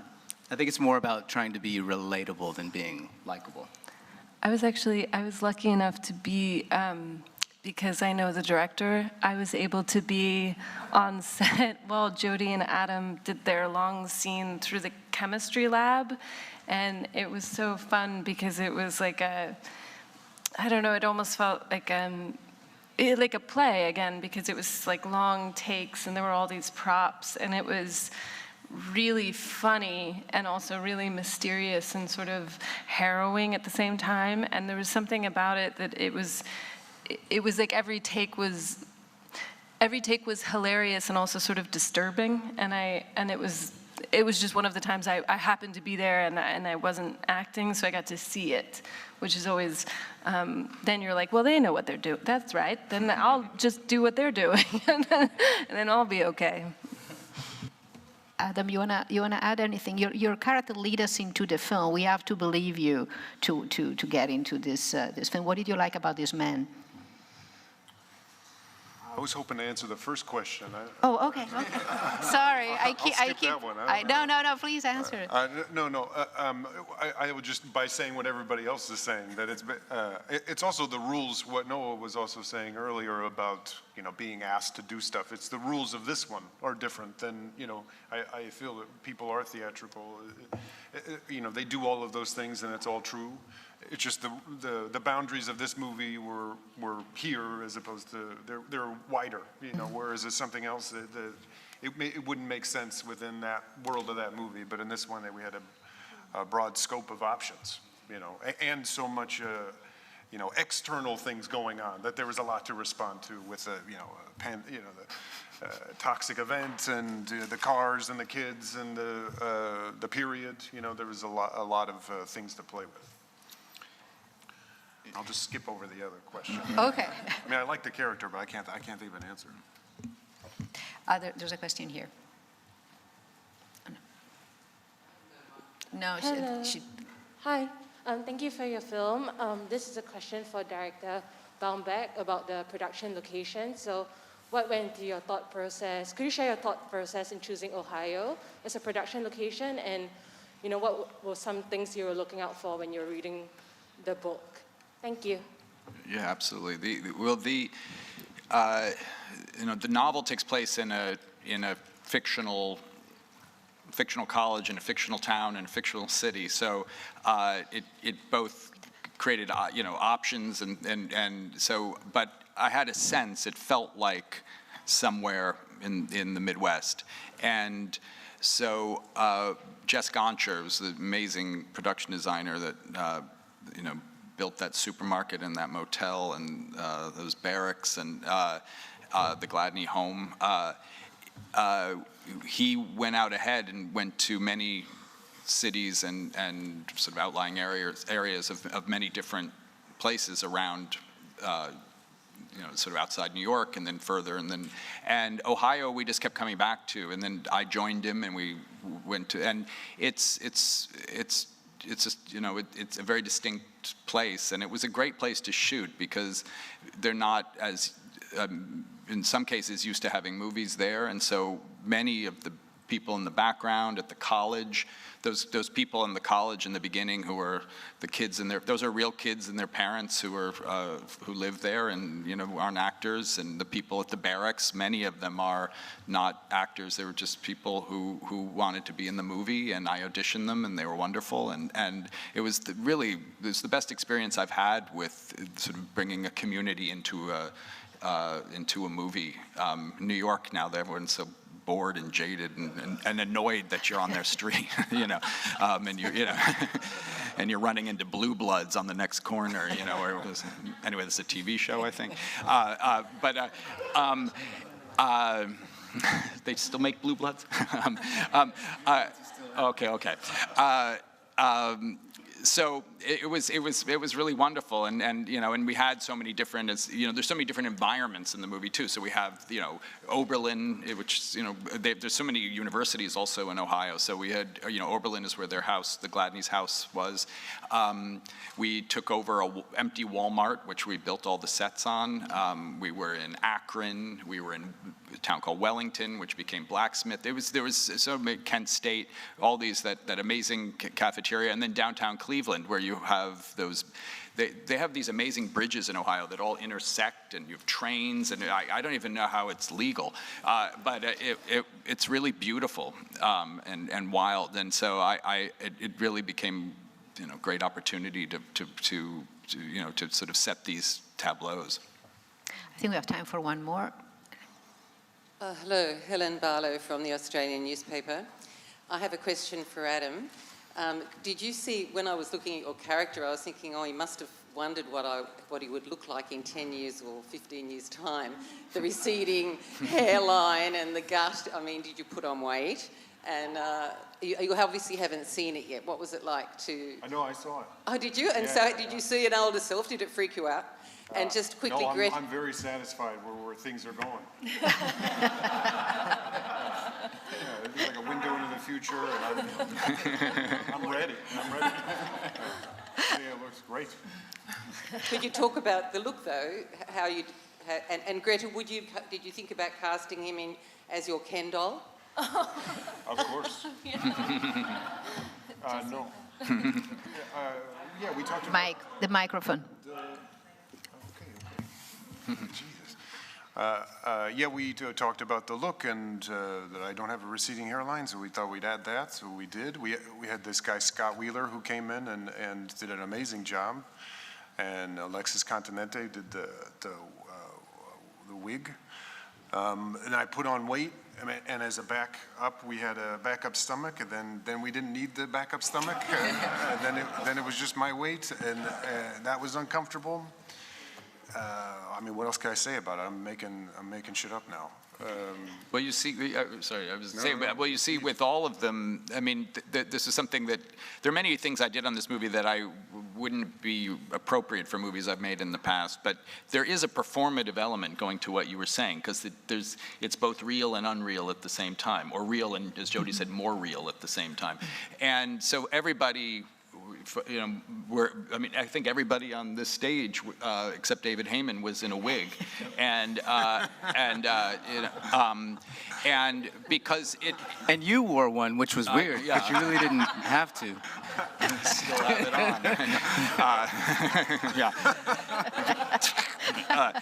on. But why the red nose? Yeah. But I got to see them all transform. I mean, Anne Roth, who's legendary, she would hate me for saying that word, but costume designer who I've worked with before, who did the costumes for this movie, and me and Neil, who did the wigs, some of the wigs along with Alexis. I got to watch all of them sort of transform and kind of elevate. It's almost like you watch them come in and then almost like rise up a little above the ground into the reality that we were all going to be in. And, you know, and something Adam and I talked a lot about too, about gaining the weight and putting on, and Greta's amazing wig, because, you know, as DeLillo says in the book, she has important hair, as Murray says. And I think it gave everybody something to play, you know, in addition to everything else, that kind of transformed it a little bit. And it gave it, like I said, a kind of performative element that I thought was really right for this movie, which in other movies I've made, I go the other way. It's about getting as stripped down as possible to you know, the person who even behind the actor, and this one, which was I found great pleasure, was in some ways to embrace performance. Yeah, I would say it feels like it's often trope when actors say, and then I put on the things and I looked in the mirror and I was like, you know, but to echo your point, it absolutely felt like everybody, when everyone was dressed and their hair, and it really felt like it filled up the world that needed the heightened, you know, nature of everything. It needed that. To be naturalistic wouldn't have felt correct in some ways. It needed to have that extra. And the professors are very performative, you know, their whole thing is that way, and the family is, everything's extra, and I think it made that help. And the sets were that way as well. The colors, we put product in every scene. I mean, normally I'd say get the cereal box out of there, and on this one we were like, I can't see the cereal box or the Coke or the Pepsi or whatever it was. It was about that stuff being just always available to us. It's always there. We don't even think about it anymore. On this one, we have to close. We ran out of time. I want to thank our guest here. Thank you, Julie, for bringing the film and for being here at the table.